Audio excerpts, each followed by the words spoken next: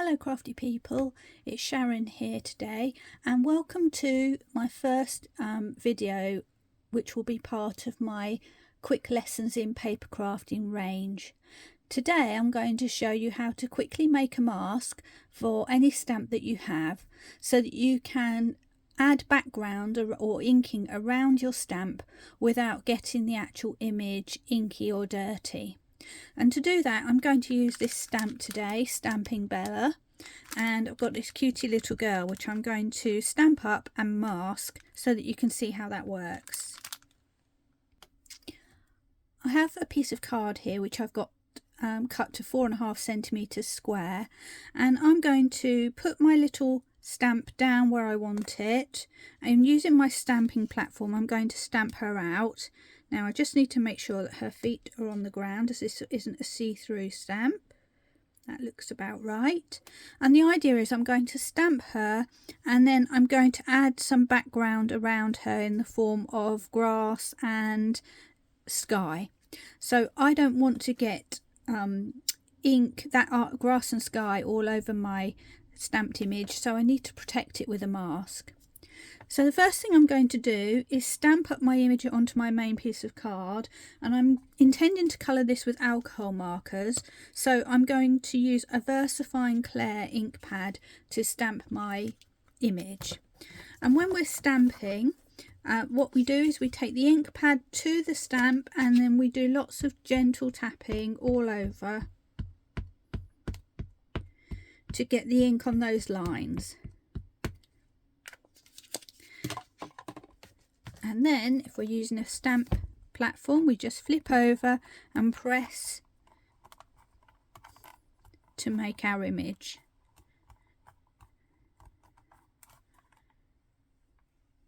And there we have our little girl. And I'm just going to give this stamp a quick wipe off.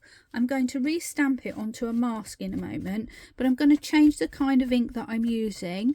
I'm going to use Memento ink, and that's because I want to just have something that's quick and easy really. So actually no, I've changed my mind. I'm going to use the VersaFine again. Okay, so when we have a mask we have a few options available. What I'm going to use today is a roll of masking tape which you can buy. You can also buy flat sheets which have a backing paper on. This one, I think, although it costs a little bit more to buy in the first place, I think it's probably more economical in the end, because you get loads and loads on there. So that's worth thinking about. I'm going to take my little stamp. I don't think she'll quite fit on that spare bit, so I'm going to cut myself a nice little piece of paper. And because I want to make this easy to cut out, I've got a scrap of other paper here, which I'm just going to stick to the back, and that will actually create my backing paper. So there's my backing paper. I'm just going to cut that out briefly.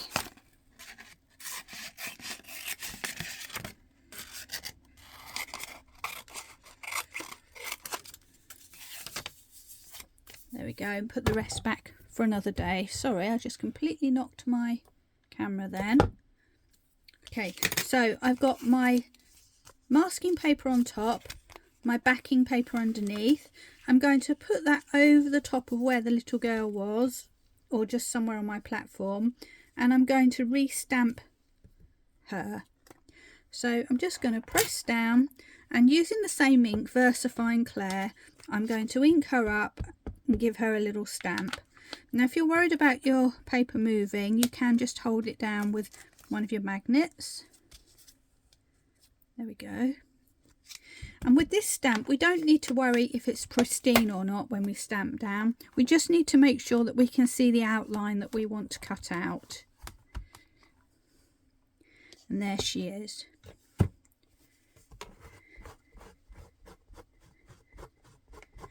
Okay, so the next step is going to be to cut out our little girl. So I've got some small sharp scissors, and what I'm going to do is cut all the way around the edge of our stamped image, but making sure that I actually cut on the line and not around the line. So if I can bring this in closely, I'm actually trying to cut on the black line, and I'm going to do that cutting all the way around.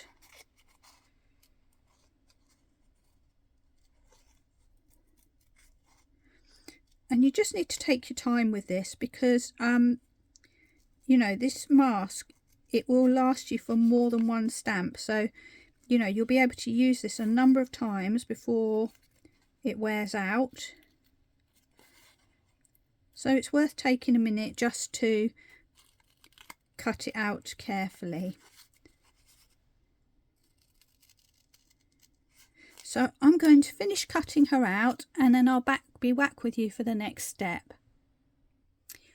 I've finished cutting out my little girl now, and if we just compare her to the original image, you can see that I haven't cut the little swirly bit on her hat. That's actually missing from here, and the reason for that is that there's no white area within that swirl that I need to cover up, and I actually want my inking to go all the way over that rather than leaving a white halo around it. So I've cut it off of my mask so that it actually doesn't matter that it gets covered in ink. The next thing to do is to remove the backing paper from your mask, and this will work the same whether you use a masking sheet that has backing paper attached or if you've added your own backing paper. So basically we're going to flip over, and sometimes it's handy to use a poking tool just to poke in between those layers to release one area, and start from a wide area and then gradually peel away your mask, doing it very gently so you don't rip the paper, and try to go towards the narrow areas. That way it prevents those little tiny bits from ripping away. Now you can keep this extra little bit of paper as an additional mask just to lay over the top if you want to do some ink splattering, for example, but we want to actually stick this down and we want to create a sealed edge. So we're now going to position our little girl on top of the original stamp, and the way we do this is just find something where you feel comfortable lining up your image. I'm going to start with the base of the boots here and just try to place as closely as possible your mask, and then you just gradually start to stick the rest of it. You might need to do a little bit of wiggling here and there, and you may need to pick up and just move it slightly just to make sure that all of the inside of that stamp is nicely covered, like so. And because we've cut on the lines of our mask, that will now fit perfectly, and we now have a sealed stamping area ready to do any inky techniques that we want to do. Now if you're going to apply lots of watercolour or splash stuff on here, like with a wet paintbrush, I perhaps wouldn't use this technique. I'd use some masking fluid, because there is a danger that water could seep underneath the seal here, but we're actually using some ink pads, so I'm just going to bring in my distress inks. I'm going to make a grounding for her using Rustic Wilderness, and I'm going to put some sky around her using Mermaid Lagoon. So starting off with my green ink pad, I can now go in, pick up my ink, and I can start to drag that ink across without worrying about muddying her boots. And for this I'm using a narrow stencil brush because I want to get a fairly solid line and I want to be able to control where it goes. So there we go, we've made a little ground for her. Now I'm going to go in with my Mermaid Lagoon, which is my sky colour, and I'm using a larger brush for this, so you can see this works well with anything really.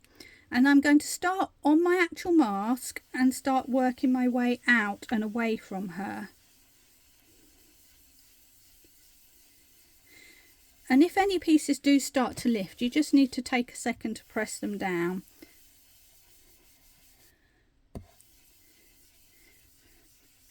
And I'm just doing this very gradually and fading away as I move away from her. And hopefully now you'll begin to see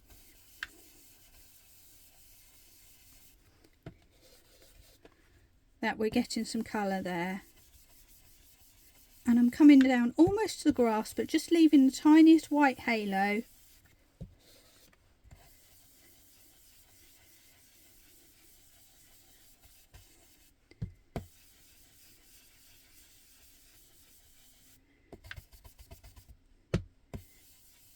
And there we go.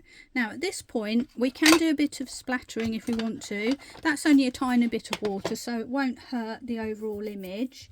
I just need to find a brush to do that. Here we go. So taking my fan brush and dipping it into some water, I'm just going to add some clear water splatter just to make some texture. And again, the mask will protect our image. And then I'm going to blot off with a bit of tissue paper.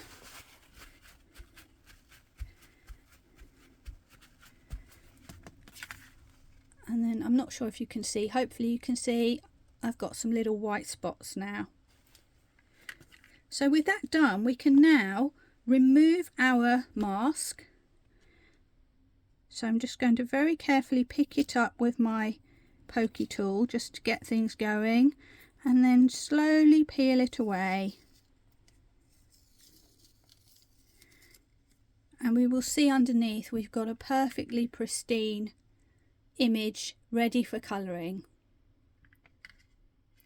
And meanwhile, this mask can go back in my stamp packaging to be used again another day. So I hope you found that useful. I hope you'll join me again for more quick tips. Until then, see you soon. Bye.